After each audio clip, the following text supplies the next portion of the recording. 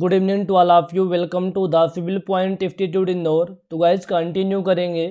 ये हमारे environmental engineering का लेक्चर 1 होगा। जो बेसिक लेक्चर हमने लेक्चर 00 करके हमने बेसिक फ्लेवर्स को डिस्कस किया था कि किन किन चैप्टर एंड किन किन टॉपिक को हम डिस्कस करने वाले हैं। आई होप आपने उस लेक्चर को देख लिया होगा, क्योंकि उस लेक्चर के अंदर हमने कंप्लीट इन्वायरमेंटल इंजीनियरिंग का लेआउट आपके साथ शेयर किया था। उस लेआउट के माध्यम से आपने इन्वायरमेंटल इंजीनियरिंग क्यों पढ़नी है, क्या नीड है, क्या सिविल इंजीनियर किन टॉपिक को पढ़ते हैं, वो सारी चीज़ें आपने देखी थी। ये कंप्लीट लेआउट था। यदि आप नहीं देखे हैं तो यदि आप इस वीडियो को यूट्यूब पे देख रहे हैं तो प्लेलिस्ट में जाइए, वहाँ environmental engineering MPPSC AE by Sandeep करके प्लेलिस्ट होगी, वहाँ पे देख सकते हैं पहले वाले लेक्चर को। या फिर आप द सिविल पॉइंट ऐप पर कंप्लीट फाउंडेशन बैच ज्वाइन किए होंगे MPPSC AE एग्जाम के लिए, तो वहाँ वो लेक्चर आपको मिल जाएगा। ठीक है, बेसिक इंट्रोडक्शन वाला, जिसमें मैंने सिलेबस को डिस्कस किया था। सिलेबस डिस्कस करते समय मैंने कुछ पॉइंट को डिस्कस किया था, जिसमें से एक क्वेश्चन ऑब्जेक्टिव बन रहा था। उस क्वेश्चन को देख लीजिए। इसके बाद हम चैप्टर 1 को कंटिन्यू करने वाले हैं। क्वेश्चन हमारे स्क्रीन पे है, जो कि CGPSC AE 2017 में क्वेश्चन आया हुआ है। साथ में GPSC AE 2017 में क्वेश्चन आया हुआ है। When was the water prevention and control of pollution act enacted by the Indian parliament. Indian parliament के द्वारा वाटर को prevention and control of pollution का जो एक्ट बना था, कब बना था? 1974 में। एक कंप्लीट टेबल मैंने आपको लिखवाई थी। इस टेबल को आपको अपने नोट्स में लिखना है। ठीक है, अपने खुद के नोट्स साथ साथ में बनाते चलिए। और इन पॉइंट को जो मैंने लिखवाया था पहले वाले लेक्चर में, ये बहुत ज़्यादा इंपॉर्टेंट है। साथ में जो मैंने लेआउट आपको दिखाया था ना, इस लेआउट को भी खुद को बना लेना है। ठीक है, अब हम पहले वाले चैप्टर को स्टार्ट करेंगे, जो हमारा चैप्टर 1 रहने वाला है। जो चैप्टर 1 है water demand, its source and conveyance वाला चैप्टर है। अब हम देखेंगे इस पर्टिकुलर चैप्टर को। ये चैप्टर यानी यूनिट 1 हमने किया है। ठीक है, जो भी रहेगा यूनिट वाइज करेंगे। अब इस यूनिट 1 में कौन कौन से टॉपिक को देखेंगे। पहला हमारा जो टॉपिक रहने वाला है वाटर डिमांड। ठीक है, चैप्टर का नाम ही वाटर डिमांड। फिर इसके क्या क्या सोर्स ऑफ वाटर होते हैं एंड कन्वेंस। तो मैं एक एक करके थोड़ा सा डिस्क्राइब कर देता हूँ। फिर हम देखेंगे इस पर्टिकुलर चैप्टर में किन किन टॉपिक को देखेंगे, फिर उन टॉपिक को डिटेलिंग करने वाले हैं। वाटर डिमांड बहुत इंपॉर्टेंट फैक्टर है। जब कभी कोई भी वाटर सप्लाई स्कीम आप डिज़ाइन करते हैं, जब कोई भी वाटर सप्लाई स्कीम आप डिज़ाइन करते हैं, उस पर्टिकुलर टाइम पे हमें ये पता होना चाहिए कि हमें कितने पानी की नीड है। अब उस पानी की नीड के लिए आपको ये पता करना पड़ता है कि वहाँ की पॉपुलेशन कितनी है। उस पॉपुलेशन के लिए आप वाटर डिमांड निकालते हैं, फिर उसके अकॉर्डिंग आप डिज़ाइन करते हैं। अभी डिज़ाइन पीरियड में कॉन्सेप्ट अच्छे से डिस्कस करेंगे। फिर हम देखेंगे सोर्स ऑफ वाटर क्या है, कहाँ से पानी को लेकर के हम वाटर ट्रीटमेंट प्लांट तक ले जाएंगे, जहाँ पानी को हम साफ करने वाले हैं। तो सोर्स ऑफ वाटर हमें पता होना चाहिए। ठीक है, इसके बाद हम बात करेंगे तीसरे वाले टॉपिक की, कन्वेंस क्या है। कन्वेंस का मतलब होता है कि मान लीजिए हमारा सोर्स ऑफ वाटर है। ठीक है, ये हमारा सोर्स ऑफ वाटर है। जैसे मैं आपको लेआउट में दिखा देता हूँ। जस्ट अ मिनट गाइज, जो मैंने लेआउट बनाया था आपके लिए, उस लेआउट में मैं दिखा देता हूँ। देखिए, ये आपका फोर्स था। इस फोर्स क्या था कि हमारा फोर्स ऑफ वाटर, कोई dam, river, pond, well, tubewell, कोई भी फोर्स है। इस फोर्स से वाटर ट्रीटमेंट प्लांट तक जब पानी आप ले जाते हैं तो पाइप के थ्रू पानी जाता है। इसी को कन्वेंस कहते हैं। ठीक है, इसी को कन्वेंस कहते हैं कि जो हमारे फोर्स ऑफ वाटर बॉडी है, उससे लेकर के वाटर ट्रीटमेंट प्लांट तक जो पानी को ले जाने का जुगाड़ है, वही आपका कन्वेंस कहलाता है। आगे चीज़ें डिटेल में सब चीज़ें आने वाली हैं। ठीक है, आई होप पहले वाले चैप्टर का मतलब पता चला होगा कि water demand, source and conveyance में क्या पढ़ने वाले हैं। इसमें से हमारे बहुत सारे टॉपिक हैं। जो पहला टॉपिक रहेगा डिजाइन पीरियड, दूसरा टॉपिक रहेगा population forecasting, various types of water demand, the per capita water demand, factor कौन कौन से अफेक्ट करने वाले होते हैं जो पर कैपिटा वाटर डिमांड को अफेक्ट करते हैं, वेरिएशन क्या होता है ना, वेरिएशन किसके अंदर, वाटर डिमांड के अंदर, the per capita water demand के अंदर, सोर्स ऑफ वाटर क्या है, पाइप अपर्टिनेंसेस क्या क्या है। जो मैंने 8 टॉपिक लिखे हैं, दिस इज 8 टॉपिक। तो जो 8 टॉपिक आपको दिख रहे हैं ना, अभी हम यहाँ एक एक करके डिस्क्राइब थोड़ा थोड़ा नहीं करेंगे, हर एक टॉपिक को डिटेल में क्वेश्चंस के साथ में करने वाले हैं। तो अपने नोट्स आप खुद बनाते चलिएगा, तो हर एक पॉइंट में बहुत ही अच्छी क्लैरिटी आने वाली है। ठीक है, बहुत ही अच्छी क्लैरिटी आने वाली है। यदि आप इस वीडियो को यूट्यूब पे देख रहे हैं, कंप्लीट कोर्स ज्वाइन करना चाहते हैं MPPSC असिस्टेंट इंजीनियर एग्जाम के लिए, तो आप द सिविल पॉइंट ऐप को डाउनलोड कर लीजिए। वहाँ कंप्लीट कोर्स मिल जाएगा। कोई भी आपकी क्वेरी है तो 93408888 4 to 9 पे हमें आप व्हाट्सअप या कॉल कर सकते हैं, टीम आपको प्रॉपर रिस्पॉन्स करेगी। ठीक है, चलिए स्टार्ट करते हैं। पहला हमारा जो टॉपिक है डिज़ाइन पीरियड वाला टॉपिक है। ठीक है, डिज़ाइन पीरियड। तो ये डिज़ाइन पीरियड क्या होता है इसके बारे में डिस्कस करने से पहले कुछ पॉइंट हम डिस्कस कर लेते हैं। जस्ट अ मिनट, ये पेन का कलर चेंज करता हूँ। ठीक है, देखो डिज़ाइन पीरियड क्या होता है, आप वाटर सप्लाई स्कीम बना रहे हो, आप क्या कर रहे हो, कोई वाटर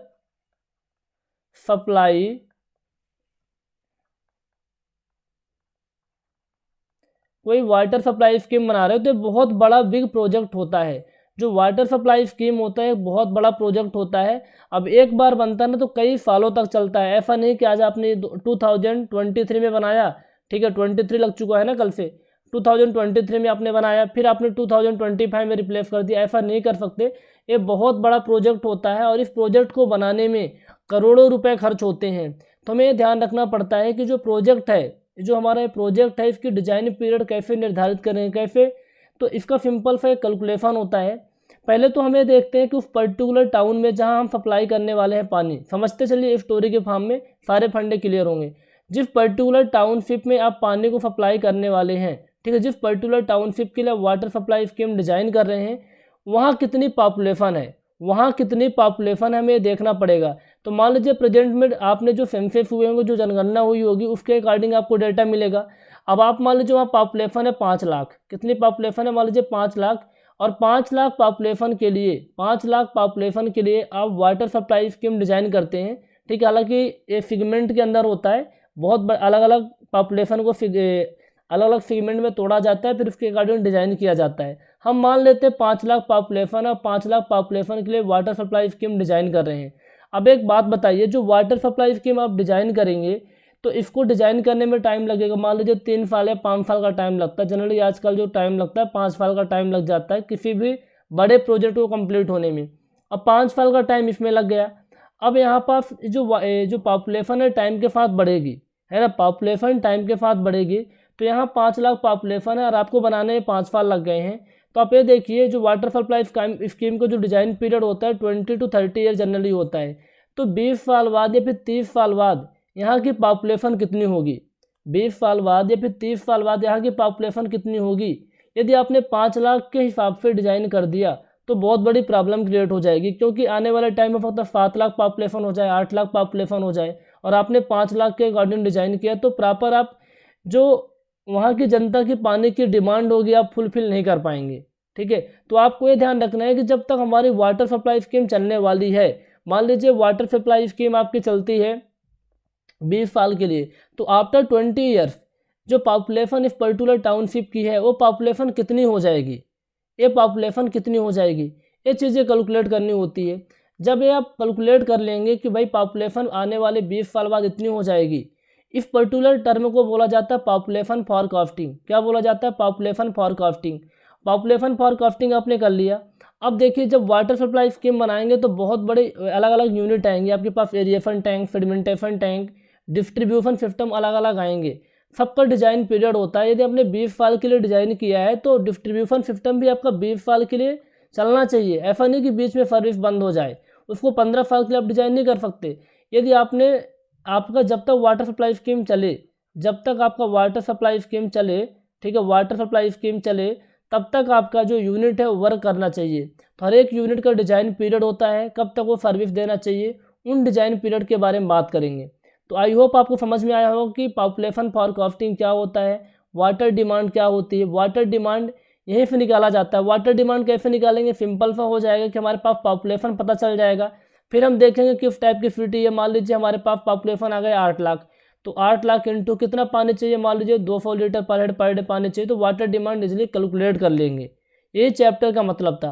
अब पहला वाला टॉपिक स्टार्ट होता है डिज़ाइन पीरियड। ठीक है, डिज़ाइन पीरियड जैसे वाटर सप्लाई की स्कीम के अंदर बहुत ही ह्यूज एंड कॉस्टली स्ट्रक्चर होते हैं, जैसे रिजर्वायर होता है, डैम होता है, पंपिंग यूनिट्स होती हैं, डिस्ट्रीब्यूशन सिस्टम होते हैं। आप इनको बार बार रिप्लेस नहीं कर सकते, और एक बार बनाने के बाद इनकी कैपेसिटी को भी आप इंक्रीज नहीं कर सकते हैं। तो बहुत सोच समझ के डिज़ाइन पीरियड को डिसाइड किया जाता है। ठीक है, अब जब तक ये यूनिट प्रॉपर तरीके से सर्विस देती रहेंगी, वो जो टाइम होता है वही उसका डिज़ाइन पीरियड होता है। Various components are designed such that the future needs of the community get satisfied. कि हम बताएं ना कि 20 साल की यदि आप डिज़ाइन करें तो 20 साल बाद जो पॉपुलेशन होगी उसकी नीड को फुलफिल कर पाए, ठीक है, वही उसका डिज़ाइन पीरियड होगा। ये टाइम का पीरियड होता है, उस पर्टिकुलर टाइम पे जो हमारी यूनिट है प्रॉपर तरीके से फंक्शन करनी चाहिए, जनता को प्रॉपर तरीके से पानी मिलना चाहिए, सर्विसिएबल होना चाहिए। अब डिज़ाइन पीरियड आप कितना रखेंगे सर? डिज़ाइन पीरियड जो होता है आप ना तो बहुत कम रख सकते ना तो बहुत ज़्यादा रख सकते। समझते हैं कम कि बहुत डिज़ाइन पीरियड को हम ज़्यादा क्यों नहीं रख सकते? हम 50 साल क्यों नहीं रख देते डिज़ाइन पीरियड को? हम 50 साल डिज़ाइन पीरियड को क्यों नहीं रख देते कि हमारा जो ट्रीटमेंट यूनिट है 50 साल चले, ठीक है। होता क्या है कि जब वाटर सप्लाई स्कीम बनाएंगे तो अलग अलग जो कंपोनेंट है ना उनका भी बहुत काफ़ी एक्सपेंसिव होते हैं, ठीक है, काफ़ी एक्सपेंसिव होते हैं। और आपने क्या किया कि मान लीजिए आपने कोई टैंक, सेडिमेंटेशन टैंक, फिर मान लीजिए कोई यूनिट, लेट सपोज एक यूनिट अल्फ़ा थी, अल्फ़ा यूनिट आपने बनाया। आप जब पढ़ेंगे तो पता चलेगा कि बहुत सारी वेरियस यूनिट होती है। यदि आपने पहले भी कभी पढ़ रखा है ना, ये सब इंजीनियर वाले बैच में, या फिर कभी भी पढ़ रखा है आपने, तो पता होगा कि बहुत सारी यूनिट होती है। अब मान लीजिए कोई अल्फ़ा यूनिट है, अल्फ़ा यूनिट को लगाने में केवल 20, आपको कितने पैसे लगे हैं? अल्फ़ा यूनिट को बनाने में आपको लगे हैं 1 लाख रुपए। कितने लगे हैं? 1 लाख रुपए लगे हैं। अब टाइम के साथ एडवांस टेक्नोलॉजी आ रही हैं, बहुत सारा अपडेट हो रहा है साइंस एंड टेक्नोलॉजी की फील्ड में। अब आने वाले 10 साल के अंदर, मान लीजिए आपने 10 साल के बाद ये जो यूनिट है, कोई ऐसा यूनिट बना दिया किसी इंसान ने कि जो जो यूनिट काम कर रही थी अल्फ़ा यूनिट, ऐसी कोई यूनिट आ गई, मान लीजिए जो बीटा नाम है उसको मान लेते हैं, या फिर अल्फ़ा को रिप्लेस करके बीटा आ गई, जो केवल 20,000 में लग रही है, 20,000 में। तब तो भैया आपका 1 लाख रुपए जो आपने लगाया था ना, 1 लाख रुपए जो आपने लगाया था, फिर वो नुकसान हो जाएगा। 1 लाख रुपए आपने जो लगाया था, 1 लाख रुपए करके आपने जो लगाया था, वो आपको नुकसान हो जाएगा, क्योंकि वो यूनिट 20,000 में मिल रही है। तो फालतू के काम नहीं करते हैं, हमें ये देखना पड़ता है कि टाइम के साथ टेक्नोलॉजी में चेंजेस आ रहे हैं, एडवांस टेक्नोलॉजी आ रही हैं, तो हमें ये देखना पड़ता है कि डिज़ाइन पीरियड को हम ज़्यादा नहीं रखें, क्योंकि टाइम के साथ चेंजेस आएंगे तो काम होता जाएगा, इसलिए रखा जाता है। डिज़ाइन पीरियड को आप ज़्यादा नहीं रख सकते। डिज़ाइन पीरियड कम क्यों नहीं रख सकते? डिज़ाइन पीरियड कम इसलिए नहीं रख सकते क्योंकि देखो डिज़ाइन पीरियड में अब ऐसा नहीं कर सकते ना कि इस साल बना फिर अगले साल बनेगा, नहीं तो रोड में खुदाई ही होती रहेगी, काम कुछ नहीं हो पाएगा, ठीक है। अब 5 साल तो लगभग कंप्लीट होने में लग जाते हैं, 5 साल तो कंप्लीट होने में लग जाते हैं। तो जैसे मान लीजिए कोई वाटर सप्लाई स्कीम किसी पर्टिकुलर टाउनशिप में बनी है, अब कोई नई स्कीम बनती है, तो मान लीजिए ये 2025 में आउट होने वाली है, तो 2020 के अंदर उसमें काम स्टार्ट हो जाता है, क्योंकि जब तक ये आउट होगी तब तक कोई नई स्कीम बन जाएगी, तब तक कोई नई स्कीम बन जाएगी। तो बहुत कम आप नहीं रख सकते, इतना रखा जाता है कि लगभग 20 से 30 साल। पेपर में सवाल आता है कि डिज़ाइन पीरियड आप कितना रखते हैं, तो 20 से 30 साल जनरली रखा जाता है, और ये सवाल आया हुआ है। तो आई थिंक आपको डिज़ाइन पीरियड के बारे में कुछ फंडे क्लियर हो गए होंगे। इनको आपको ध्यान में रखना है कि डिज़ाइन पीरियड एक टाइम का पीरियड होता है, उस पर्टिकुलर टाइम पर जितनी भी वाटर ट्रीटमेंट यूनिट्स होती हैं, ठीक है, जो भी वाटर सप्लाई स्कीम के अंदर कंपोनेंट्स होते हैं, उन सब का जो टाइम है वो प्रॉपर तरीके से उस पर्टिकुलर टाइम ड्यूरेशन के अंदर फुलफिल यानी सर्विस देनी चाहिए, यानी जो जिसके लिए हमने बनाया है वो सर्विस हमको मिलनी चाहिए। ये आपका डिज़ाइन पीरियड होता है, ठीक है, क्योंकि बार बार आप रिप्लेस नहीं कर सकते, काफ़ी महंगे यूनिट्स होते हैं, अब इनकी कैपेसिटी को भी आप नहीं बढ़ा सकते हैं, ठीक है। तो ये इंपॉर्टेंट फैक्टर है जिनको थोड़ा ध्यान में रखना है, ताकि जब आप क्वेश्चंस करेंगे ना, इसके अंदर बहुत सारे ईएफ वाले क्वेश्चन करेंगे, और आपके एई वाले एग्जाम के अंदर, ठीक है, इनफैक्ट आजकल तो जेई वाले एग्जाम में भी स्टेटमेंट वाले क्वेश्चन आते हैं, यदि आपने दिया है पेपर तो स्टेटमेंट वाले क्वेश्चन आते हैं। तो यदि आपको ये थ्योरी पता रहेगी ना, तो बहुत आसान हो जाएगा क्वेश्चन को करना, बहुत आसान हो जाएगा।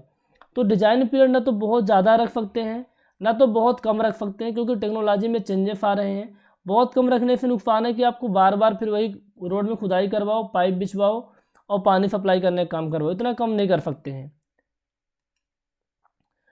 मैंने तीसरा पॉइंट इसके अंदर लिखा हुआ है, ठीक है, ये 4th पॉइंट हो गया ना, ये तो आपका 5वां पॉइंट हो जाएगा, ठीक है, ये 5th पॉइंट होगा, और आपका 6वां पॉइंट हो जाएगा, ठीक है, मैंने चेंज कर दिया। The design period not to be exceed the useful serviceable life of its component. मतलब मान लीजिए आपने वाटर सप्लाई स्कीम बनाया, वाटर ट्रीटमेंट प्लांट के अंदर बहुत सारी यूनिट है, ठीक है, आपका ए अल्फा यूनिट है, बीटा यूनिट है, गामा यूनिट है, ए यूनिट है, बहुत सारी यूनिट्स हैं। अब क्या लिखा है, the design period should not be exceed the useful and serviceable life of its component. मान लीजिए आपने इस पर्टिकुलर कंपोनेंट की आपने 20 साल रखी है और इसकी 15 साल है, तो प्रॉब्लम क्या होगी, ये तो 20 साल चलने वाला है, लेकिन 20 साल का आपने डिज़ाइन किया, 15 साल में ही आउट हो रहा है, तो ये ज़्यादा नहीं होना चाहिए। ये ना एक लगभग इन सब चीज़ों को देख करके डेटा रखा जाता है। Design period of various component, जो बहुत सारे कंपोनेंट्स होते हैं, उन कंपोनेंट की जब डिज़ाइन पीरियड आप पढ़ लेंगे अभी, तो आपको जो स्टेटमेंट मैं बता रहा हूँ ना, सबकी फील आ जाएगी आपको। अब एक ही साथ सारी चीज़ों को इसमें एक्सप्लेन करने लग गया तो खिचड़ी बन जाएगी। आप करते चलिए, जैसे ही एक चैप्टर कंप्लीट होगा हर एक टर्म की फीलिंग आपको आती जाएगी। बहुत सारे कंपोनेंट्स है वाटर सप्लाई स्कीम के अंदर, उन कंपोनेंट को अच्छे से हम देखने वाले हैं। ठीक है, ये देखिए आपके पास सीरियल नंबर है, यहाँ पास यूनिट्स लिखी हैं, और ये डिजाइन पीरियड जो कि बहुत ही ज़्यादा इंपॉर्टेंट है। मैंने पहले लिखा हुआ है कि यूनिट के अंदर various treatment units, various water treatment लिख लो यहाँ पास, वेरियस वाटर ट्रीटमेंट यूनिट्स। अब वाटर ट्रीटमेंट यूनिट्स का मतलब क्या है कि जो वाटर ट्रीटमेंट प्लांट है आपका, जो आपका वाटर ट्रीटमेंट प्लांट है, जहां पानी को आप साफ करने वाले हो, उन प्लांट के अंदर बहुत सारी यूनिट्स होंगी। उन यूनिट की बात कर रहा है, उन यूनिट की बात कर रहा है। अब उन यूनिट में कौन कौन सी यूनिट आ जाएंगे, जैसे मान लीजिए हो सकता है एरिएशन टैंक हो, एरिएशन टैंक हो, ठीक है, कोई सेडिमेंटेशन टैंक हो, सेडिमेंटेशन टैंक हो।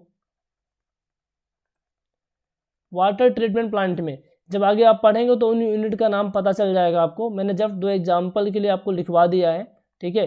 हो सकता है एरिएशन टैंक हो सकता है सेडिमेंटेशन टैंक हो, तो उनका जो डिजाइन पीरियड रखा जाता है वो 15 ईयर्स रखा जाता है। वाटर ट्रीटमेंट प्लांट के अंदर जो यूनिट्स होती हैं, चाहे वो एरिएशन टैंक हो, चाहे वो सेडिमेंटेशन टैंक हो, या फिर कोई अदर यूनिट हो, उसका जो डिजाइन पीरियड होता है वो 15 ईयर्स होता है। अगला मैंने यूनिट में दूसरे पॉइंट पे लिखा है pipe connection to the several treatment unit. Water treatment plant होगा, उस ट्रीटमेंट प्लांट के अंदर बहुत सारी यूनिट्स होंगी। जैसे this is a water treatment plant, this is a water treatment plant. अब इस वाटर ट्रीटमेंट प्लांट में मान लीजिए कोई X, Y, Z, alpha, beta, gamma, ऐसे करके बहुत सारी यूनिट्स हैं। ये बहुत सारी यूनिट्स आपको हैं, ठीक है। अब ये जो यूनिट्स हैं ये क्या है, ये वाटर ट्रीटमेंट प्लांट के अंदर बहुत सारी यूनिट्स हैं। अब इधर से क्या है ना, रा वाटर आएगा, जो आपने फोर्स देखा था अभी, इस फोर्स से क्या आएगा, रा वाटर आएगा। अब इन रा वाटर से पानी आपको साफ होकर के निकलेगा। यहाँ से कौन सा पानी निकलेगा, क्लीन वाटर निकलेगा, क्लीन वाटर निकलने वाला है। तो जो ये आपके यूनिट्स है, इन यूनिट्स को कनेक्ट करने वाली पाइप भी होगी, एक्स यूनिट को वाई यूनिट से, वाई यूनिट को जेड यूनिट से, ठीक है, या फिर जेड यूनिट को वाई से गामा, बीटा है। ये जितने भी यूनिट वाटर ट्रीटमेंट प्लांट के अंदर है, उन यूनिट को कनेक्ट करने वाली पाइप्स भी होगी। उन पाइप का जो डिजाइन पीरियड होता है वो 30 साल होता है। कितना होता है, 30 साल का होता है, ठीक है। Pipe connection to the several treatment units, water treatment plant के अंदर जो यूनिट्स होती हैं, उन यूनिट्स को कनेक्ट करने वाली जो पाइप्स होती है, उसका जो डिजाइन पीरियड होता है वो 30 साल का रखा जाता है। आ रही बात समझ में। फिर ये पानी साफ होता है, फिर किसी आप ओवरहेड वाटर टैंक के अंदर स्टोर करते हैं, फिर टाउनशिप में सप्लाई कर देते हैं पीने के लिए, ठीक है। तो आपको ये पता रहना चाहिए, सवाल घुमा फिरा के पूछता रहता है। अब आपके पास जो तीसरी यूनिट है सर्विस रिजर्वायर। सर्विस रिजर्वायर में दो चीज़ें आ जाती हैं आपके, जो बेसिकली वाटर टैंक होते हैं, चाहे आपके ओवरहेड वाटर टैंक हो, ठीक है, ओवरहेड वाटर टैंक, चाहे आपके तो अंडरग्राउंड वाटर टैंक हो, अंडरग्राउंड वाटर टैंक, ठीक है, चाहे वो तो ओवरलोड हो सकता है, ओवरहेड वाटर टैंक हो, या फिर अंडरग्राउंड वाटर टैंक हो। अंडरग्राउंड का मतलब जो टैंक ग्राउंड से नीचे होते हैं, जिन्हें आप सम्प कहते हैं, क्या बोलते हैं, सम्प कहते हैं, ठीक है, सम्प कहते हैं। तो अब जो ये टैंक होते हैं, इन टैंक का डिजाइन पीरियड कितना होता है, 15 ईयर्स होता है। इन टैंक का जो डिजाइन पीरियड होता है 15 ईयर्स होता है। जो आपका डिस्ट्रीब्यूशन नेटवर्क होता है, जो डिस्ट्रीब्यूशन नेटवर्क होता है, उसका जो डिजाइन पीरियड होता है 30 ईयर्स होता है, जो कि हम चैप्टर 3 के अंदर पढ़ते हैं, ठीक है। डिस्ट्रीब्यूशन नेटवर्क के अलग अलग तरीके भी होते हैं। ये समझ लीजिए आप यहाँ पर थोड़ा सा कि जैसे फोर्स था, फोर्स से पानी को आपने वाटर ट्रीटमेंट प्लांट में ले गया, फिर ले जाने के बाद आपने टैंक में स्टोरेज किया, मान लीजिए ओवरहेड वाटर टैंक कोई था, आपने स्टोर किया, फिर पानी को जो सप्लाई करते हैं, तो जो डिस्ट्रीब्यूशन नेटवर्क बनाते हैं, यानी पानी को टाउनशिप में डिस्ट्रीब्यूट करने के लिए आपने जो नेटवर्क बनाया है, ठीक है, उनका जो डिजाइन पीरियड होता है वो कितना रखा जाता है, वो 30 साल का रखा जाता है। उनका जो डिजाइन पीरियड रखा जाता है गाइज, वो रखा जाता है 30 ईयर्स का। आ रही बात समझ में कि डिस्ट्रीब्यूशन नेटवर्क क्या है। आपने पानी को वाटर ट्रीटमेंट प्लांट में साफ किया, फिर उसको कहीं ओवरहेड वाटर टैंक में आपने स्टोर किया। स्टोर करने के बाद उस पानी को टाउनशिप में, जिस पर्टिकुलर टाउनशिप के लिए आपने वाटर सप्लाई स्कीम बनाया है, वहाँ पानी को सप्लाई कर रहे हैं। ठीक है, स्टेटमेंट वाले क्वेश्चन आते हैं, थ्योरी का नॉलेज होना बहुत ज़रूरी है। आप पानी को सप्लाई कर रहे हैं, तो जो नेटवर्क आप बनाएंगे वो आपका डिस्ट्रीब्यूशन नेटवर्क होता है, और उसका जो डिज़ाइन पीरियड होता है वो 30 ईयर का होता है। ठीक है, जो आपके वेल और ट्यूबवेल होते हैं सोर्स ऑफ वाटर के, उनका जो डिज़ाइन पीरियड होता है 30 to 50 ईयर्स का होता है। डैम एंड रिजर्वायर का 50 ईयर्स का होता है। इलेक्ट्रिक मोटर्स एंड पंप का 15 ईयर्स होता है। इनको डायरेक्टली एज इट इज ध्यान में रख लीजिए। जो एक्सप्लेनेशन वाली चीज़ें थी मैंने एक्सप्लेन किया। अब डैम क्या होता है, रिजर्वायर क्या होता है, ये चीज़ें तो आप आगे, डैम किस में पढ़ते हैं आप, इरिगेशन इंजीनियरिंग में। ठीक है, जैसे डैम का बॉडी है, जो इधर इस साइड जो पानी भरा रहता है ना, जिधर पानी भरा रहता है इस पर्टिकुलर पोर्शन को, जिधर पानी भरा हुआ है। ठीक है, बच्चों को इसमें कन्फ्यूजन रहता है डैम क्या रिजर्वायर है, वो तो एक ही समझ के बैठे रहते हैं, बट ऐसा नहीं होता, ये अलग अलग चीज़ें होती हैं। ये क्या होता है, ये रिजर्वायर होता है। ये क्या होता है, रिजर्वायर होता है। और ये आपकी डैम की बॉडी है, ये डैम बॉडी है। ठीक है, इसको हम अच्छे से देखेंगे इरिगेशन इंजीनियरिंग के अंदर। किसके अंदर देखेंगे, इरिगेशन इंजीनियरिंग के अंदर। ठीक है, कोई भी फैकल्टी पढ़ाएगा आपको बहुत ही अच्छे से, मैं पढ़ाऊंगा तब भी आपको चीज़ें समझ में आने वाली हैं। ठीक है, इरिगेशन इंजीनियरिंग में डैम एंड रिजर्वायर को बहुत अच्छे से देखेंगे। ठीक है, तो ये आपके 7 यूनिट मैंने लिखवा दिए। इन यूनिट्स का डिज़ाइन पीरियड आपको याद होना चाहिए। डायरेक्टली एग्जाम में क्वेश्चन आते रहते हैं। ठीक है, एग्जाम में क्वेश्चन आते रहते हैं। तो मैंने एक नोट करके एक पॉइंट लिखा है, एक क्वेश्चन भी आया हुआ है कि जो डिज़ाइन पीरियड होता है वाटर सप्लाई प्रोजेक्ट का, वो कितना जनरली लिया जाता है, 20 to 30 ईयर्स का लिया जाता है, 20 to 30 ईयर्स का। अब बहुत सारे बच्चे ना कंफ्यूज हो रहे होंगे, सर आप पीपीटी से पढ़ा रहे हैं, तो पीपीटी से पढ़ाने के पीछे एक ही रीज़न है, आपका टाइम सेव होता है। ठीक है, अदरवाइज तो मैं लिख लिख के पढ़ा दूँ, कोई इशू नहीं है, पर टाइम सेव होता है ना। मैंने इसके अंदर उतना ही कंटेंट लिखा है, टाइप किया है, जितना आपको नोट्स में लिखना है। यदि आप अपने खुद के हैंड रिटन नोट्स बना रहे हैं तो इन पॉइंट को एज इट इज लिख सकते हैं। और जो मैं एक्सप्लेन कर रहा हूँ, आपको लगता है कुछ चीज़ें हमें लिखने लायक हैं, है ना, तो आप उनको हिंदी लैंग्वेज के अंदर भी अपने नोट्स में, या फिर आप जिस लैंग्वेज को प्रीफर करते हैं उसके अकॉर्डिंग अपने नोट्स में अपने लैंग्वेज के अंदर लिख सकते हैं। बाकी जो मैंने पॉइंट लिखे हैं नोट्स आपके लिए बहुत इंपॉर्टेंट रहने वाले हैं।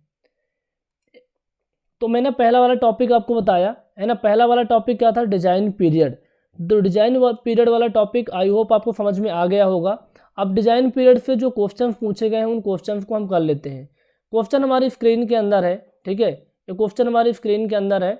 The design period for the design of water supply project generally taken as. जब वाटर सप्लाई प्रोजेक्ट आप डिज़ाइन करते हैं तो डिज़ाइन पीरियड जनरली कितना लिया जाता है।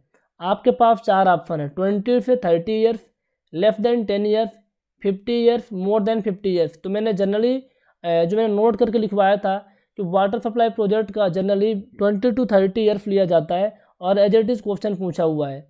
तो ऑप्शन नंबर है इसका करेक्ट आंसर हो जाएगा। बाकी सभी कंपोनेंट का आप ध्यान रखना। ठीक है, एक क्वेश्चन EF 19 आपका 97 के अंदर आया हुआ है। इस क्वेश्चन को देखते हैं, बहुत अच्छा क्वेश्चन है। क्वेश्चन नंबर 1, ठीक है, which of the following statement about design period are true. Design period के बारे में कौन सा स्टेटमेंट सत्य है या ट्रू है। आपके पास 4 दिए हैं, 4 ऑप्शन आपके पास दिए हुए हैं। इन चारों ऑप्शन को बहुत ही अच्छे से आपको रीड करना है, फिर बताना है कि डिजाइन पीरियड के अबाउट क्या स्टेटमेंट ट्रू है या फॉल्स है। It is concerned with economy of investment, it takes into account aspects like life durability and ease or difficulty of capacity increase of installation, it considers the frequency of occurrence of extremes of river flow, it is concerned with estimating future requirements. ये आपके पास 4 statement है। फिर क्या लिखा है, फाइलेट the correct answer using the code given below. हमारे पास 4 कोड दिए हुए हैं, इन कोड की हेल्प से आपको बताना है ना, आपको कोड यूज करना है, कौन सा स्टेटमेंट आपका करेक्ट है, कौन सा स्टेटमेंट आपका करेक्ट है, ये आपको पता होना चाहिए, ये आपका पता होना चाहिए। ठीक है, पहला पढ़ते हैं क्या लिखा है, it is concerned with economy of investment. बिल्कुल कन्फर्न्ड होता है कि मैंने क्या बताया कि जो डिज़ाइन पीरियड आप रखते हैं किसी वाटर सप्लाई प्रोजेक्ट को बनाने के लिए बहुत ज़्यादा महंगा होता है, बहुत ज़्यादा एक्सपेंसिव होता है। तो डिज़ाइन पीरियड को सोच समझ के रखा जाता है कि हमें कितना रखना है। ऐसा नहीं कि आपने ऐसा कोई बहुत बड़ा डिज़ाइन पीरियड बहुत ज़्यादा पैसा लगा के आपने बना दिया 50 साल के लिए। अब आने वाले 15 साल के अंदर बहुत ज़्यादा एडवांस टेक्नोलॉजी आती है और उसको रिप्लेस कर देती है, जो कि बहुत ही सस्ता है। तो इकोनॉमी पर बेस्ड होता है ना। ये वाले स्टेटमेंट आपका करेक्ट होगा पहले वाले। It is concerned with economy of investment. Economy of investment पे कन्फर्न्ड है। It takes into account aspect life and durability and ease or difficulty of capacity increase of installation. देखो सेकंड वाले statement मैंने जो लिखवाया था वहीं से लिखा हुआ है। ये कहता है कि यदि आप वाटर सप्लाई स्कीम को बनाते हैं तो आप बहुत ही ह्यूज एंड कॉस्टली स्ट्रक्चर होते हैं।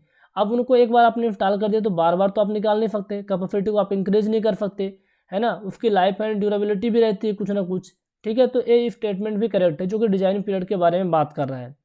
तीसरा लिखा है it consider the frequency of occurrence of streams of river flow. भैया जो frequency of stream of river flow होता है ना, ये बात हम करते हैं जब हाइड्रोलिक स्ट्रक्चर की डिज़ाइन करते हैं। जब कोई भी हाइड्रोलिक स्ट्रक्चर की डिज़ाइन करेंगे, जिसमें मैंने अभी बात की, जब हमने बात की डैम के बारे में, हाइड्रोलिक स्ट्रक्चर लाइक मान लीजिए आप डैम का डिज़ाइन कर रहे हैं, ठीक है। उस केस में ये आपका स्टेटमेंट काम में आता है। It consider the frequency of occurrence of extreme of river flow. ये कंसीडर तब किया जाता है जब आप हाइड्रोलिक स्ट्रक्चर का डिज़ाइन कर रहे हैं, या तो कोई हाइड्रोलिक स्ट्रक्चर डिज़ाइन ही नहीं कर रहे हैं, तो स्टेटमेंट 3 आपका गलत है। Which of the following statement about design period true. तो डिज़ाइन पीरियड के बारे में आपका जो स्टेटमेंट करेक्ट होगा 1, 2 और 4, तो किस में दिया, ऑप्शन नंबर सी में दिया हुआ है, ऑप्शन नंबर सी में। अच्छा इसको भी पढ़ लीजिए। It is confirmed with estimating the future requirement. बिल्कुल फ्यूचर में आने वाले मान लीजिए 20 साल के लिए आप डिज़ाइन कर रहे हैं, तो भैया 20 साल के बाद हमारी जो पॉपुलेशन होगी उसके लिए जो हमारा डिज़ाइन पीरियड जितना कंपोनेंट का हमने रखा है वो सारे कंपोनेंट प्रॉपर सर्विस देना चाहिए, ठीक है। तो 1, 2 और 4 आपका option number C correct answer होगा। आई थिंक ये चीज़ें क्लियर हो गई हैं, ठीक है। ये चीज़ें आपकी क्लियर हो गई होंगी। तो ये मैंने आपका जो डिज़ाइन पीरियड वाला टॉपिक था, इस डिज़ाइन पीरियड वाले टॉपिक को मैंने एक्सप्लेन किया, ठीक है। अब अगला वाला टॉपिक आपका स्टार्ट होता है। अगला टॉपिक क्या रहने वाला है उसके बारे में हम बात करेंगे। अब आपके मन में सवाल भी आएगा सर जो डिज़ाइन पीरियड का डेटा कहाँ से लिया गया। तो गवर्नमेंट ऑफ इंडिया के मैनुअल में डॉक्यूमेंट चीज़ें हैं जिसमें सारा कुछ लिखा होता है, वहीं से मैंने डेटा लिया हुआ है, ठीक है। मैंने नोट करके लिख दिया है कि all the design periods as per government of India manual water supply. इसको आप चेक भी कर सकते हैं, ठीक है। अगला हमारा टॉपिक स्टार्ट होता है पॉपुलेशन फॉरकास्टिंग, जिसको अच्छे से हम करने वाले हैं, ठीक है। तो सेकंड टॉपिक कंटिन्यू करते हैं। पहला वाला टॉपिक कंप्लीट हुआ, हमने आए हुए क्वेश्चंस भी कर लिए, और आपके पास कोई बुक है जिसमें क्वेश्चंस दिए हैं तो आप उनको कर लेना, ठीक है। टॉपिक सेकंड अपना स्टार्ट होता है पॉपुलेशन फॉरकास्टिंग। मैंने थोड़ा ब्रीफ में अभी स्टार्टिंग में आपको बताया था कि पॉपुलेशन फॉरकास्टिंग क्या होता है, हम क्यों करते हैं, यानी फ्यूचर पॉपुलेशन को हम क्यों एस्टिमेट करते हैं, मतलब क्यों कास्ट करते हैं कि आने वाले 20 साल बाद 10 साल बाद पॉपुलेशन कितनी होगी। इसकी सिंपल सी स्टोरी मैंने आपको बताई, और ये स्टोरी आपको समझ में आ जाएगी तो पॉपुलेशन फॉरकास्टिंग वाला टॉपिक फील आ जाएगा, फिर आप कैलकुलेशन आसानी से कर लेंगे। मान लीजिए आप कोई पर्टिकुलर टाउनशिप में, ठीक है, स्टोरी समझते हैं फिर से। ये मान लीजिए कोई टाउनशिप है, ठीक है, कोई टाउनशिप है। इस टाउनशिप के अंदर आप वाटर सप्लाई प्रोजेक्ट बना रहे हैं। क्या बना रहे हैं, वाटर सप्लाई प्रोजेक्ट बना रहे हैं, ठीक है, वाटर सप्लाई स्कीम बना रहे हैं। और हमें ये पता है कि जो वाटर सप्लाई स्कीम होती है बहुत ज़्यादा क्या होती है, कॉस्टली होती है। सारे फैक्टर को कंसिडर कर लेते हैं। वाटर सप्लाई स्कीम क्या है, बहुत ज़्यादा कॉस्टली होती है। और हमने इस वाटर सप्लाई स्कीम का जो डिज़ाइन पीरियड रखा है, हमने ये जो वाटर सप्लाई स्कीम है इसका जो डिज़ाइन पीरियड रखा है वो 10 ईयर का है। कितने साल का है, 10 साल का है, ठीक है।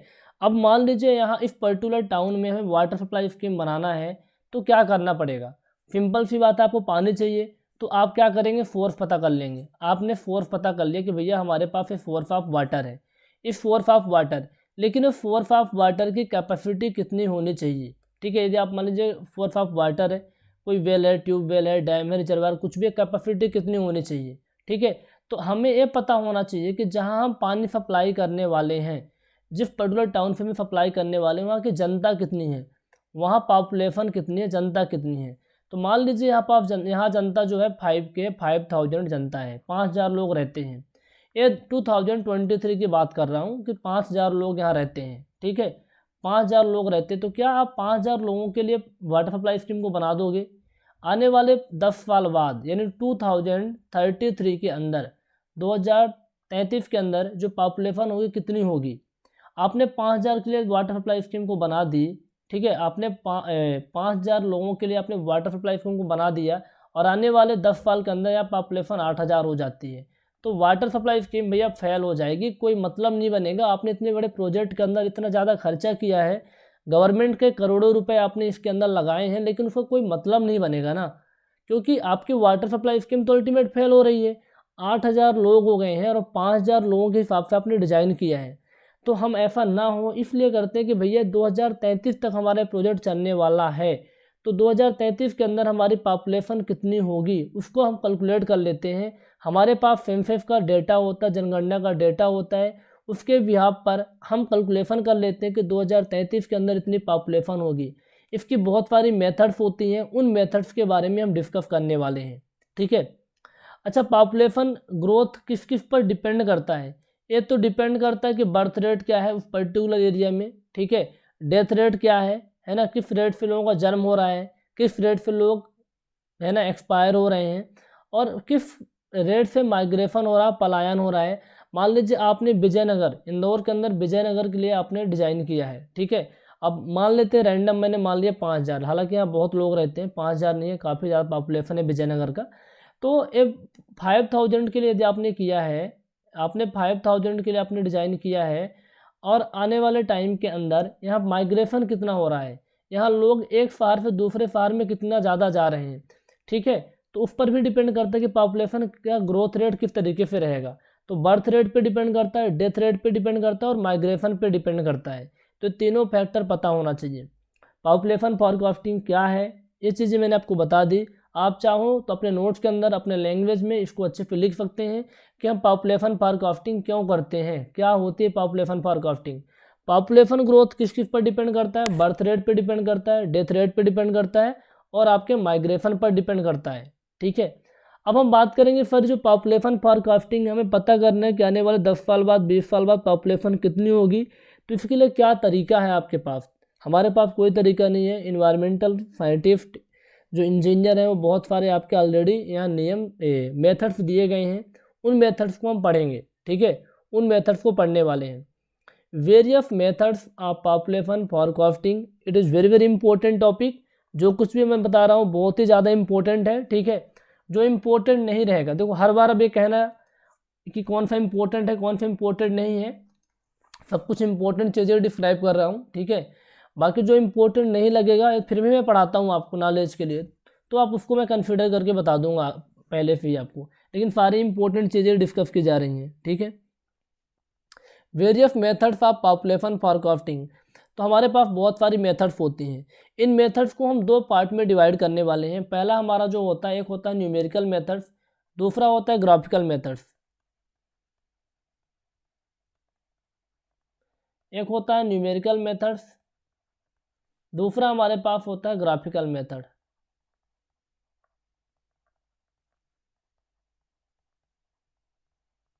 ग्राफिकल मेथड्स होती हैं। न्यूमेरिकल मेथड की बात करें तो हमारा अर्थमेटिक मेथड, इंक्रीज मेथड होती है, arithmetic increase method, geometric increase method, incremental increase method या फिर वेरिंग इंक्रीमेंट मेथड बोलते हैं। जनरली आप यही पढ़ते होंगे कि incremental increase method, decreasing rate of growth method.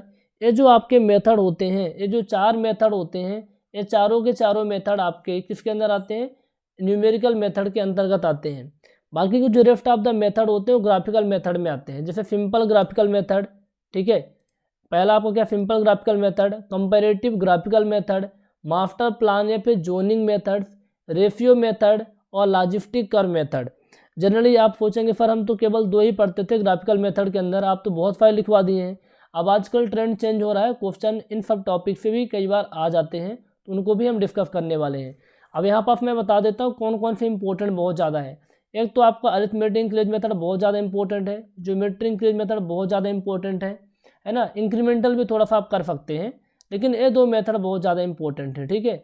बाकी के जो मेथड है लिफ्ट इंपॉर्टेंट है, ठीक है, इनको आप क्यूट भी कर सकते हैं, बट अभी आपके पास टाइम है तो इनको कर लीजिए। ये दो मेथड बहुत ज़्यादा इंपॉर्टेंट है। बाकी के जो ये मेथड है ना, इनकी थोड़ी थोड़ी थ्योरी भी समझ में आ गई आपको तो काम हो जाएगा, बट मैं सारी चीज़ें आपको अच्छे से एक्सप्लेन करूँगा, पता भी नहीं चलेगा आपको।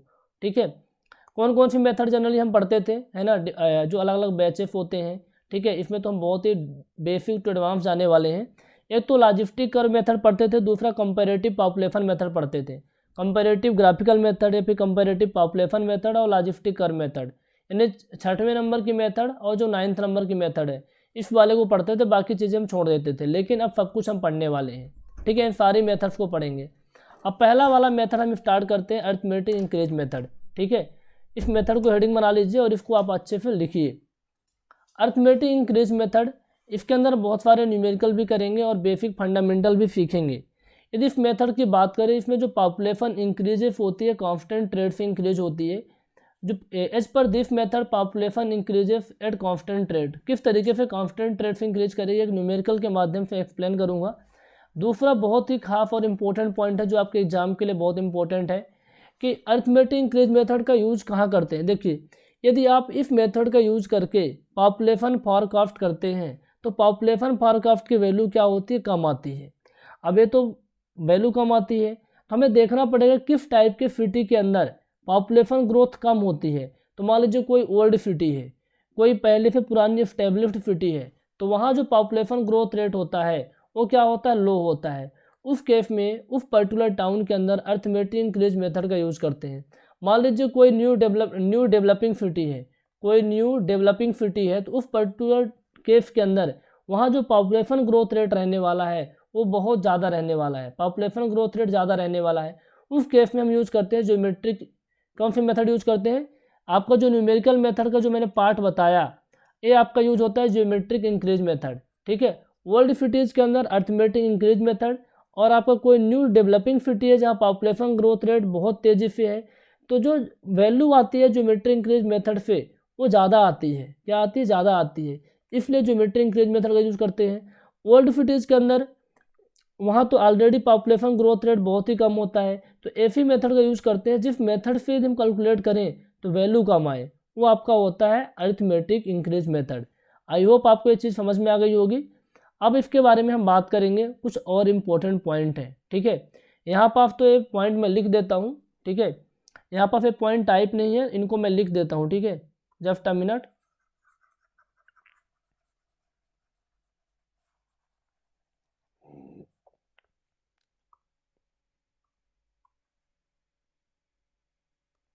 यदि इस मेथड की हम बात करें तो इस मेथड के द्वारा आप किस तरीके से फ्यूचर की पॉपुलेशन को फॉरकास्ट कर पाएंगे, क्या फार्मूला होता है, क्या तरीका होता है, क्योंकि यहाँ पर मैंने टाइप नहीं किया, डायरेक्टली क्वेश्चन लिखा हुआ है, तो इसको मैं आपको लिखवा देता हूँ। इसका डायरेक्ट फार्मूला आप याद रख सकते हैं। ये क्या होता है, Pn इज इक्वल टू होता है P0 प्लस NX बार। एक बार फार्मूले को समझ लीजिए, बाकी 4-5 क्वेश्चन अभी करने वाला हूँ, आपके बहुत अच्छे से क्लियर हो जाएंगे। ये जो Pn होता है, ये Pn क्या होता है कि पॉपुलेशन आफ्टर एन डिकेड्स, कुछ डिकेड के बाद जो आप पॉपुलेशन निकालने वाले हैं, एक डिकेड में कितने साल होते हैं, 10 साल, 10 साल में जनगणना होती है। ठीक है, तो Pn क्या होता है, population after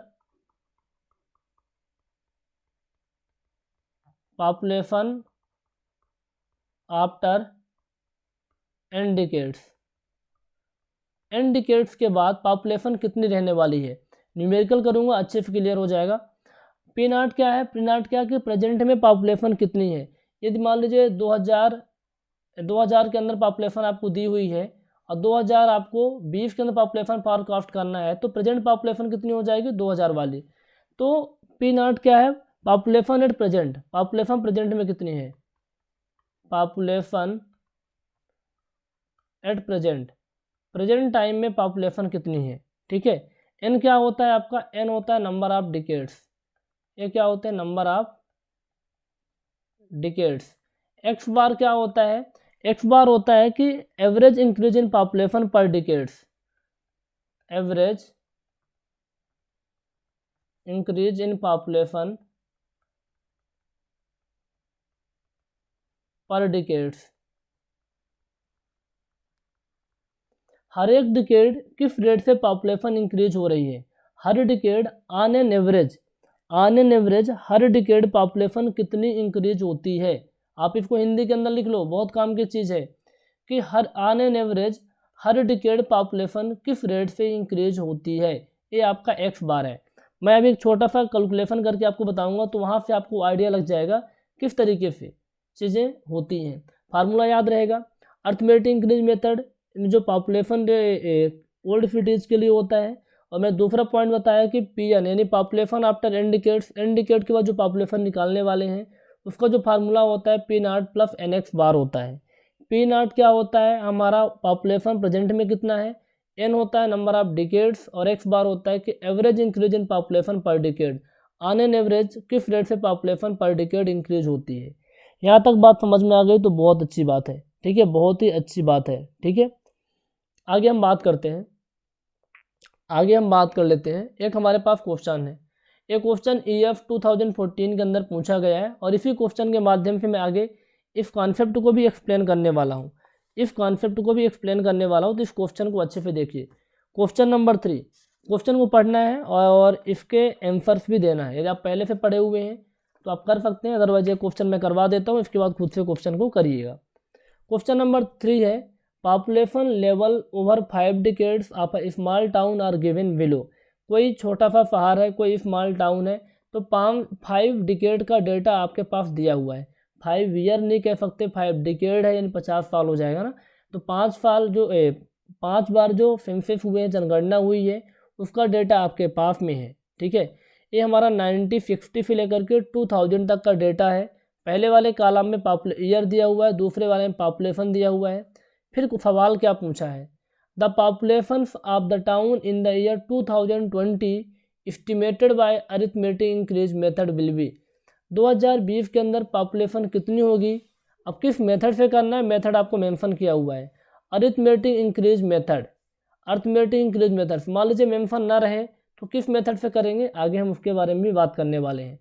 but here mention कि आपको अरिथमेटिक इंक्रीज मेथड को यूज करना है। अब आपके पास 4 ऑप्शन दिए हुए हैं, ठीक है। अरिथमेटिक इंक्रीज मेथड को यूज करके पॉपुलेशन निकालनी है। तो समझने वाली बात है कि इसमें जो डेटा दिया हुआ है, इस डेटा को देखिए ध्यान से। 2000 के अंदर पॉपुलेशन दी है 4,90,000, और आपसे पूछा कितना है 2020 के अंदर कितना होगा। यानी इसमें 2 बार आपके नंबर ऑफ डिकेड्स कितने हो जाएंगे, 2 हो जाएंगे, क्योंकि इसमें आपको 2000 दिया है, और 2000 से लेकर के एक तो आपको 2010 फिर 2020, ठीक है। तो 2 सेंसस आ जाएंगे। तो n बराबर कितना हो जाएगा, 2। n क्या है हमारा, number of decades, number of decades हमें ये पता हुआ है। फार्मूला हमारे पास क्या था कि Pn इज इक्वल टू होता है P0 प्लस NX बार। तो नंबर ऑफ डिकेड पता है। प्रेजेंट में पॉपुलेशन कितनी है, प्रेजेंट में 4,90,000 है, ठीक है। प्रेजेंट में पॉपुलेशन कितनी, 4,90,000 है। हमें ये निकालना है, एक्स बार निकालना होगा। एक्स बार आप कैसे निकालेंगे, है ना। तो एक्स बार निकालने के लिए तीसरा कॉलम हम बना लेते हैं, ठीक है। इसके अंदर एक हम तीसरा कॉलम बना लेते हैं और इसको कंटिन्यू करते हैं। जस्ट अ मिनट,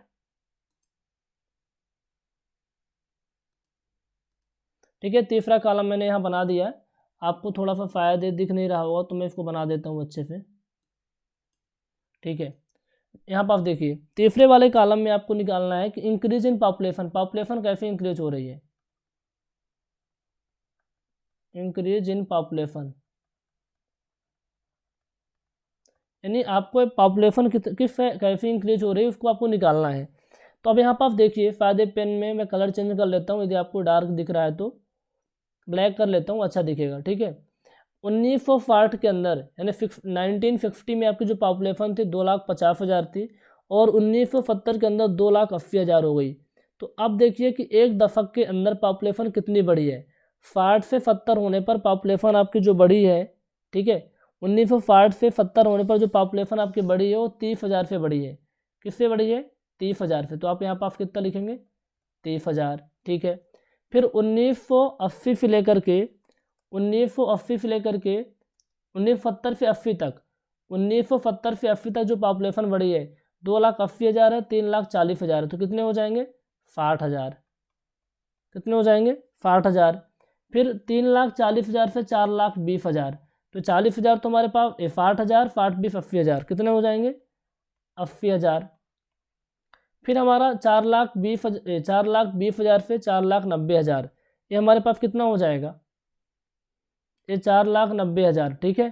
तो ये हमारे पास कितना आ जाएगा 70,000, ठीक है। इसको आप साफ लिख लेना, ठीक है, इसको आप अच्छे साफ लिख लेना। तो यहाँ पर हमने क्या निकाल लिया कि पॉपुलेशन किस तरीके से इंक्रीज हो रही है, रेट नहीं निकाला है। हमने ये देखा कि एक दशक के बाद पॉपुलेशन कैसे 1960 से जब 70 में पॉपुलेशन गई तो 30,000 की रेट बढ़ी, फिर 70 से 80 में 60,000 बढ़ी, फिर 80 से 90 में 80,000 बढ़ी, फिर 90 से 2000 में 70,000 बढ़ी, ठीक है। अब हम ये बात करेंगे कि ऑन एन एवरेज किस रेट से बढ़ रही है, ठीक है। ऑन एन एवरेज आप निकाल लो कि पॉपुलेशन किस रेट से बढ़ रही है। तो एक्स बार यहीं पर आप कैलकुलेट कर लेते हैं। एक्स बार क्या हो जाएगा आपका कि ऑन एन एवरेज हर डिकेड पॉपुलेशन किस रेट से बढ़ रही है। तो पहले तो हमारा 30,000 हो जाएगा, ठीक है। मैं इसको सेकंड पेज में कर लेता हूँ साफ, ठीक है। एवरेज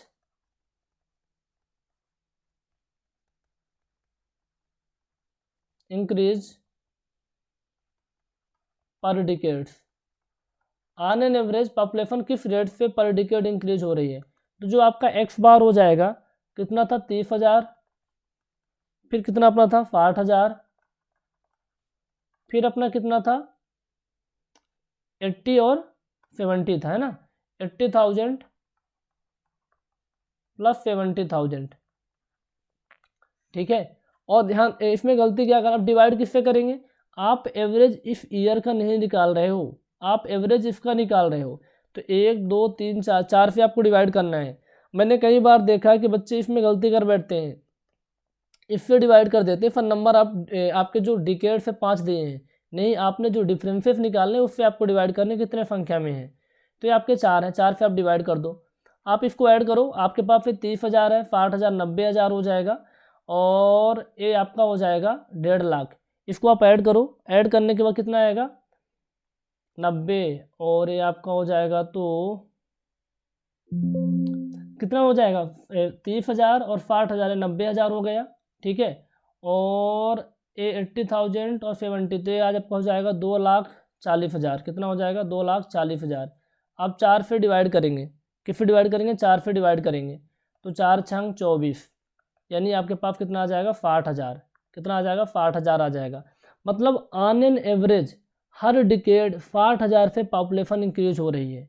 ऑन एन एवरेज हर डिकेड 60,000 पॉपुलेशन इंक्रीज हो रही है।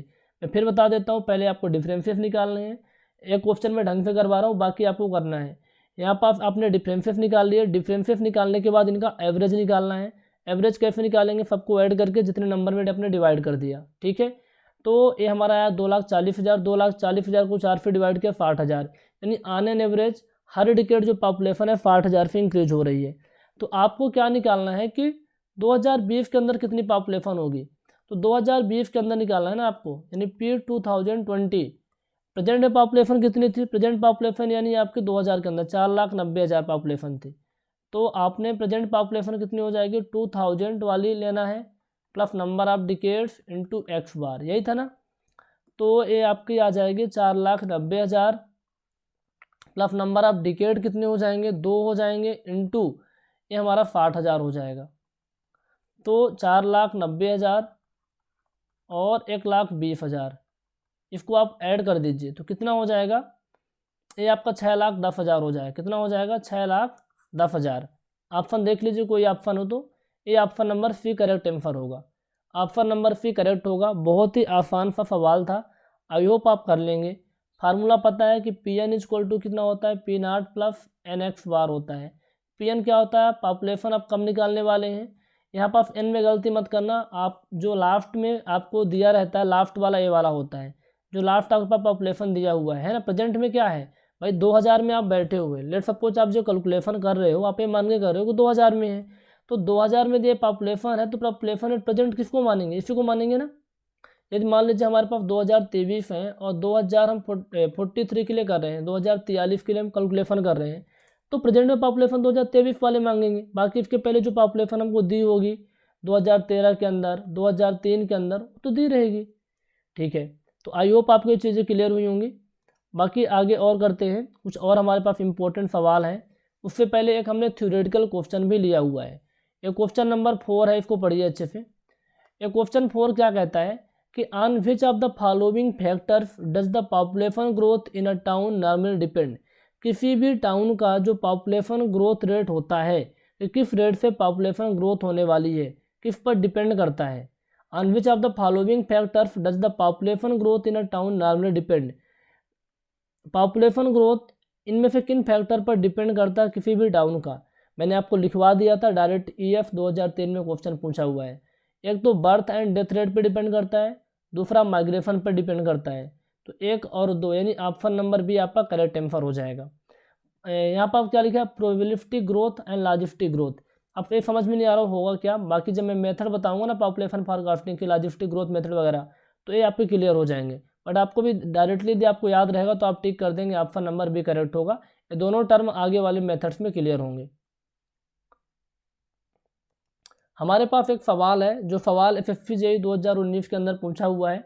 इसको अच्छा सा क्वेश्चन है ना, इसी मेथड से था, मैंने ले लिया है। क्वेश्चन नंबर 5 इसको पढ़िए।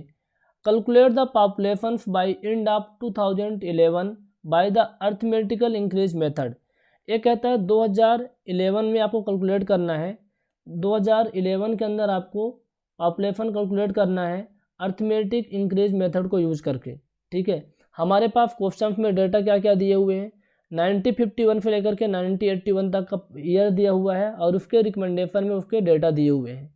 चलिए कैलकुलेट करते हैं, बहुत ही आसान सा है, इसको स्पीड से कर लेंगे। यदि आपने पहले वाले मेथड को समझ लिया है तो अब इसको करना कोई बड़ी बात आपके लिए नहीं होगी।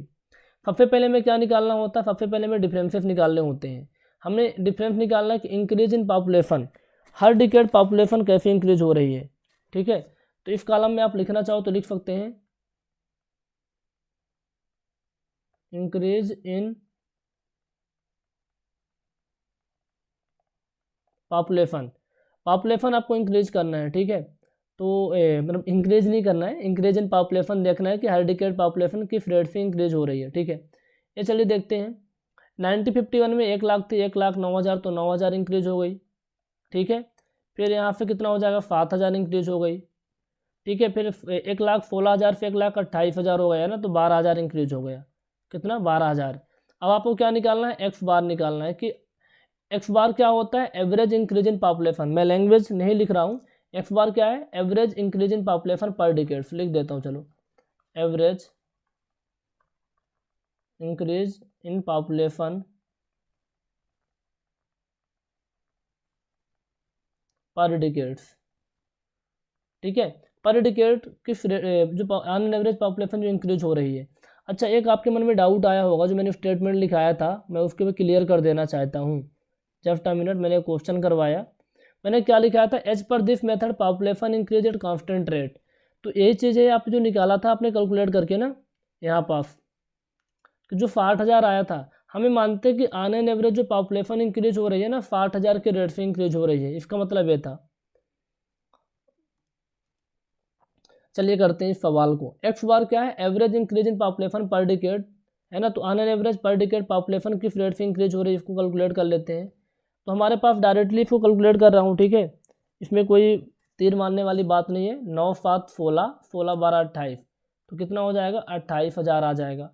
डिवाइडेड बाई हमारे पास कितने हो जाएंगे, 3 है, तो 3 से डिवाइड करेंगे तो कितना हो जाएगा, 3 9 जा 27 होता है ना, तो आपका 9, 3 3 जा 9,333.33, ये आपका आ जाएगा। ऑन एन एवरेज जो पॉपुलेशन होती है इस वैल्यू से इंक्रीज हो रही है। ठीक है, 9,333, ये आपका हो गया। अब सिंपल सा कैलकुलेशन कर लेते हैं। सिंपल सा कैलकुलेशन क्या है आपका कि Pn is equal to P0 plus NX bar. Pn क्या निकालना है, 2011 के अंदर। सोचो 1981 में दिया है, फिर 1991 में आएगा। ठीक है, फिर 1991 के बाद 2000 में, फिर 2011 के अंदर। तो नंबर ऑफ डिकेड कितने हो गए, पहला तो 1981, फिर इसके बाद आपका 1991, फिर आपका 2000। ठीक है, 2001 आ जाएगा, फिर 2011 आ जाएगा। तो आपके पास कितने डिकेड, 1 2 3, 3 डिकेड हमारे पास आ रहे हैं। तो नंबर ऑफ डिकेड कितने हैं यहाँ पास, 3 है। तो आप निकाल लो Pn कितना हो जाएगा, जस्ट अ मिनट,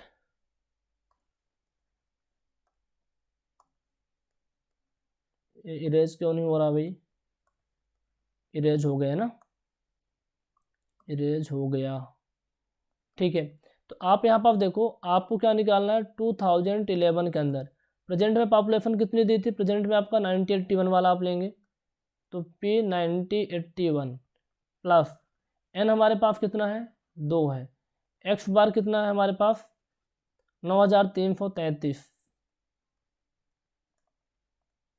ठीक है। 9081 में पॉपुलेशन कितनी दी हुई है, 1,28,000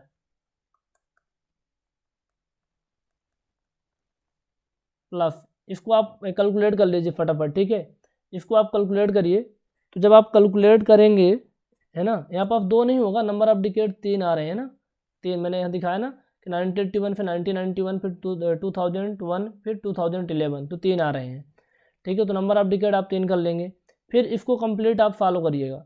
इसको जब आप कंप्लीट फॉलो करेंगे तो ये आपका आएगा, ये आपका कितना आएगा, चलिए मैं कर ही लेता हूँ, आपके सामने कर लेता हूँ, ठीक है। तो ये कितना वैल्यू आ रहा है,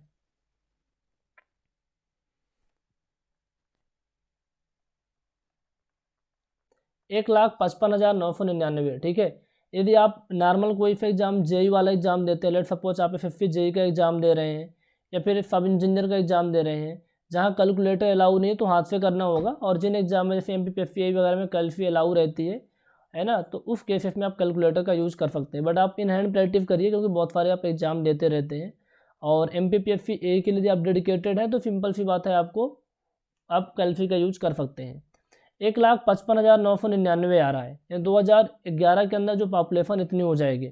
ऑप्शन देख लो कौन सा मैच कर रहा है, तो 1,56,000 आप 4th नंबर पे टिक कर देंगे, क्योंकि इसके नियरेस्ट यही वाला ऑप्शन है ना, एक वैल्यू कम रही है, ठीक है। कैलकुलेशन तो सही है ना, हाँ कैलकुलेशन तो सही है, तो आपका यही वाला आंसर हो जाएगा, कौन सा, ऑप्शन नंबर 4 करेक्ट आंसर हो जाएगा।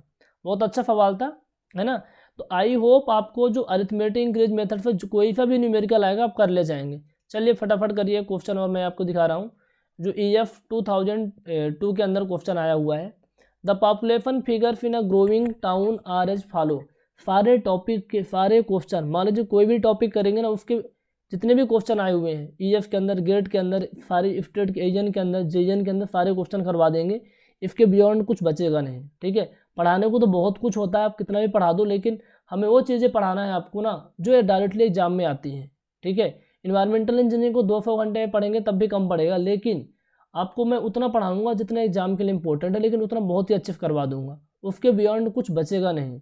आप साथ में पढ़िए, जब बहुत सारे लेक्चर हमारे देखेंगे तब आपको फीलिंग आएगी। आई थिंक जो लैंग्वेज का इशू है, लैंग्वेज से कोई इशू नहीं होगा, क्योंकि मैं प्रॉपर हिंदी के अंदर एक्सप्लेन कर रहा हूँ।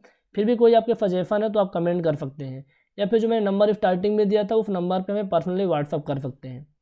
चलिए क्वेश्चन नंबर 5 की हम बात करते हैं।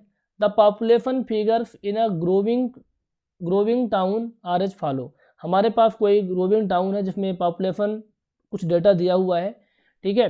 आपको कैलकुलेट क्या करना, the predicted population 2010 by arithmetic regression method. वही है रिग्रेशन या फिर इंक्रीज, कुछ भी लिखा रहे, चीज़ें सेम होती हैं। तो आपके पास क्या दिया हुआ है, एक डेटा दिया है 4 डिकेड का, और इसको कैलकुलेट करके फॉलो करना है। 90-70 में 40,000 था, फिर 46 था, फिर 53 पर, फिर 58 हो गया। तो इसको निकाल लो फटाफट, ठीक है। 40,000 से है ना, मैं डायरेक्ट फॉलो कर देता हूँ, ये 6,000 बढ़ रहा है आपका, ठीक है। 6,000 से 90-80 से लेकर के 90-90 में जो पॉपुलेशन बढ़ रही है 7,000 के रेट से बढ़ रही है, फिर ये आपकी पॉपुलेशन बढ़ रही है 5,000 के रेट से।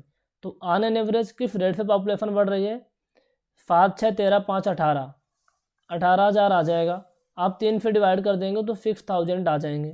कितने आ जाएंगे, 6,000 आ जाएंगे। फार्मूला में वैल्यू पुट करना है, Pn इक्वल टू कितना होता है, P0 प्लस NX बार।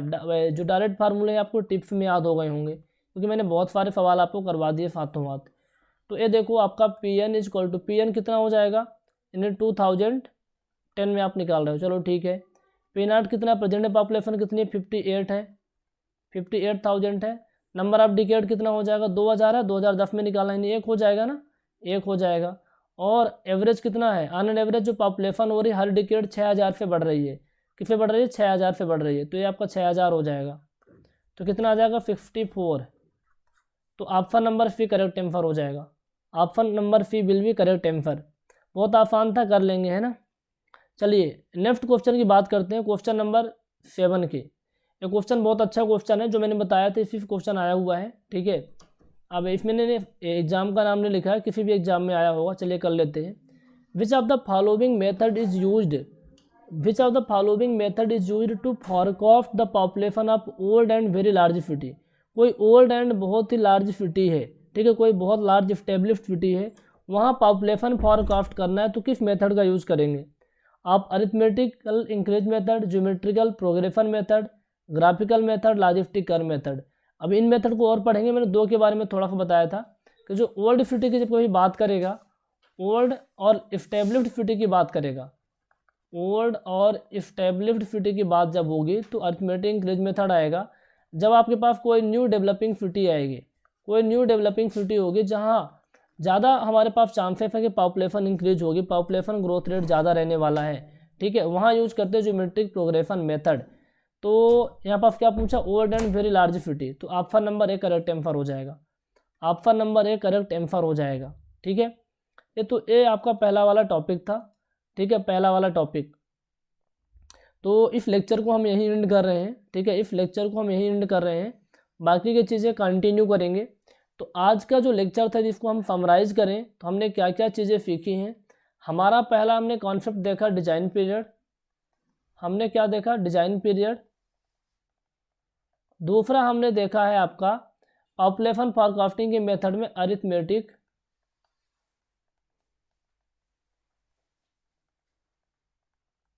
इंक्रीज मेथड, ठीक है, हमने ये वाला टॉपिक देखा। इन टॉपिक से आपके मन में कोई भी डाउट नहीं रहने चाहिए, कोई भी सवाल नहीं बनता तो आप मेरे को चैट करके, यदि ऐप में है तो चैट में ग्रुप बना वहाँ कर सकते हैं, फिर व्हाट्सअप करके पूछ सकते हैं, ठीक है। नंबर आपको पता है कि इन्वायरमेंट में कोई भी डाउट आता है आपको इस नंबर पर व्हाट्सअप करना है, 9340888429 पे आप व्हाट्सअप कर देंगे, आपके डाउट क्लियर हो जाएंगे। ये जो हमारा बैच है ये डेडिकेटेड है MPPSC AE एग्ज़ाम के लिए, जिसका नोटिफिकेशन अभी आउट हुआ है। तो इस कंप्लीट कोर्स को एक्सेस करने के लिए आपको द सिविल पॉइंट ऐप पे जाना है। और ये हमारा जो प्रॉमिस है ना कि जो आपका सिलेबस है बिल्कुल टाइम पे होगा, सारी चीज़ों को हम बेसिक से एडवांस तक क्लियर करेंगे, कुछ छूटेगा नहीं। अब करना क्या है, आपको 2-3 गलतियाँ नहीं करनी है। जैसे आप कोई सेशन ज्वाइन करते हैं तो आपको एक्सप्लेन भी किया जाता है क्या गलती नहीं करनी है। ये तो जो मैंने पढ़ाया, जैसे मान लीजिए आपने एक आवर का वीडियो है आई थिंक, तो आपने 1 घंटे वीडियो को देखा तो खुद के नोट्स बना लेने हैं, क्योंकि PPT से बार बार आप पढ़ नहीं पाओगे, ठीक है। यदि आप बहुत ज़्यादा मतलब बिजी रहते हैं, जॉब में रहते हैं, टाइम नहीं मिलता, तो आप शॉर्ट नोट्स बना लेना। आप तो शॉर्ट नोट्स बना लेना। शॉर्ट नोट कैसे बनाना है, आपको लेक्चर को पहले देखना है, सारे क्वेश्चन करने हैं, जैसे आपका चैप्टर कंप्लीट हो जाएगा उसके बाद ही आपको शॉर्ट नोट्स बनाना है, ठीक है, शॉर्ट नोट्स बनाना है। और जो बच्चे केवल पढ़ाई कर रहे हैं वो केवल तो साथ में साथ डिटेल नोट्स बना लें, ठीक है, डिटेल नोट्स आप बना लें। और डेली का डेली रिवीजन करना है। आपके सेक्शन पे फ्लूइड मैकेनिक्स हो गए, स्ट्रेंथ ऑफ मटेरियल हो गए, इनकी क्लास अपडेट हो रही हैं, उनको भी कंटिन्यू देखिए। कोई भी क्वेरी आप इस नंबर पे कांटेक्ट कर सकते हैं। कंप्लीट कोर्स के लिए द सिविल पॉइंट ऐप पे जा सकते हैं। Okay, thank you so much, have a nice day.